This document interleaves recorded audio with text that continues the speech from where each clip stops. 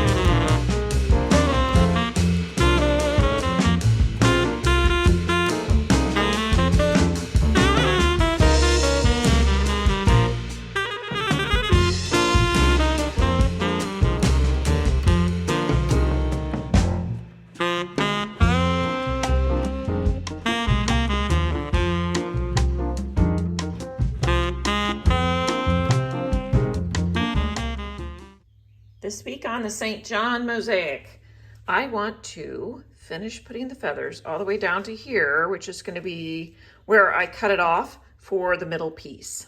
So as you know, I have been separating these into separate pieces so that when we go to mount it on the wall, it is a little bit more manageable, because this is just a little bit too big. It's 16 inches and it's only being held together with mesh and thinset, so I can't make the pieces too big, and 16 is a little bit too big. But I think if I can cut this right here at the banner, that should work. So I'm gonna try to work down this way right now. All right, I'm about to work on the St. John Mosaic, and it uses thinset, and I know I'm gonna have extra at the end of the day. So I'm gonna go ahead and prep the mesh so that when I'm done, I can add the thinset to the mesh for a new substrate. So I'm gonna do another sunflower. And the first step is to bend this, which I think I'm going to have to do off camera because it takes a little bit of oomph. And it might even take a wrench for me to bend it. Anyway, I will bend this so that it goes that way. And in the meantime, this is how big this is in the middle of it. So the middle of my flower will be at least that big. And then I'm gonna make the petals a little bit differently. So before I cut it, I'm gonna put it over plastic so that it doesn't get on my workbench. And I'm just gonna mark on one of these.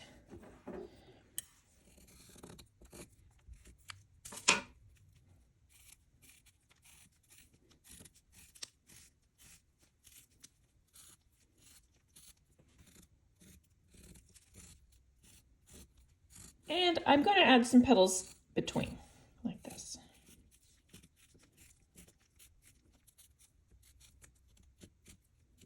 There we go. Now I'm going to put these both together, and then I will cut it.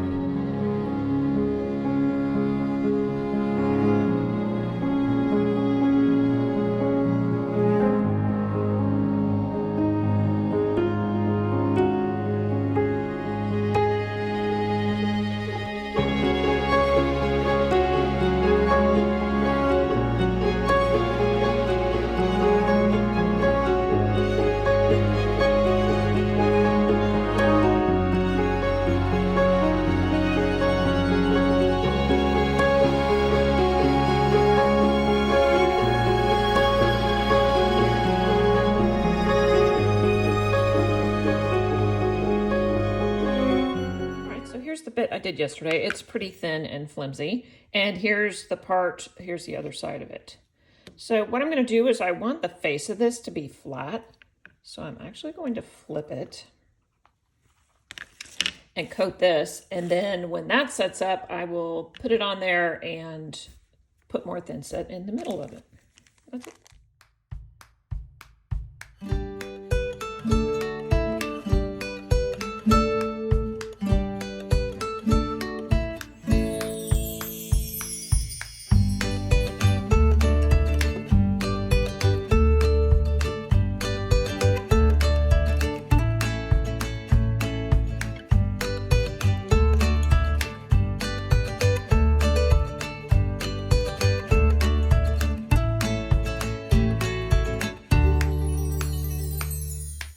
I have finished working on St. John for the day, and I do have a little bit of thinset left in the bag, so I'm going to finish up making the sunflower substrate. Here's the first part. I laid the stake on top of it, and here's the second part, which fits right like this. So I'm just going to sandwich the two with the rest of this thinset.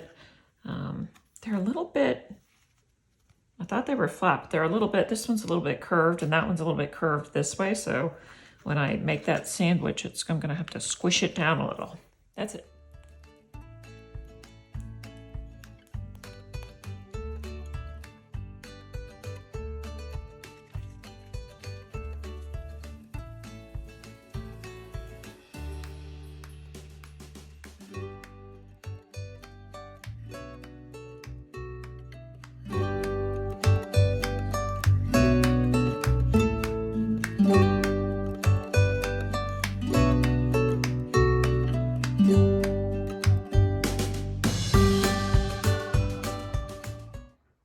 how the substrate turned out. The edges are still a little bit rough, and I think I'm going to go ahead and add some thinset to the edge before I start on the actual sunflower. And then where I put the clamps on to hold it together, it did get a little bit dented. But overall it's smooth, so I can work with that, no problem. I started a new project this week, a stepping stone. So I buy these cement stepping stones at the hardware store. They're not very much, like just a couple bucks, if that. And to protect my work surface, I put this packaging material underneath so that my table doesn't get all scratched up. I put a border on it for a couple reasons. One, because I've been doing that to all the stepping stones in my garden, so it kind of makes them a little bit cohesive as far as design or style. And second of all, it makes the area that I have to fill in with a more complex design smaller, and it has a nice finished edge on it as well. So here is my reference photo. This is a photo that I took at Gibbs Gardens last fall of a monarch butterfly. I'm not too worried about making an exact copy. You can see I put more orange on here than you actually see in the wings, but it's close enough. So I'm gonna get after it now. Here we go. I'm using silicone as my adhesive on this project. And I did not seal this because I think I'm gonna end up using a grout that is waterproof, so I don't have to worry about effervescence. That's it.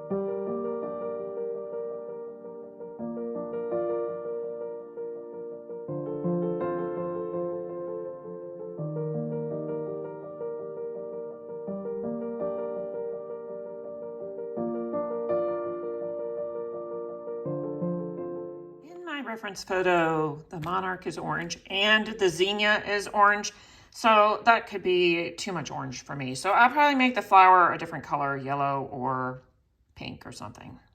And this background, which has these flowers in it, I'm just gonna make all sky. Most of this wing, I am just gonna let the grout rivers be the veining on the wing. I'm not gonna be adding black glass into most of those areas. And around these dots that I put on. I have a lot more dots to go. But that's as far as I'm gonna get this week, so looking a little rough. That's it. That's putting it together. Thanks for watching. See you next time.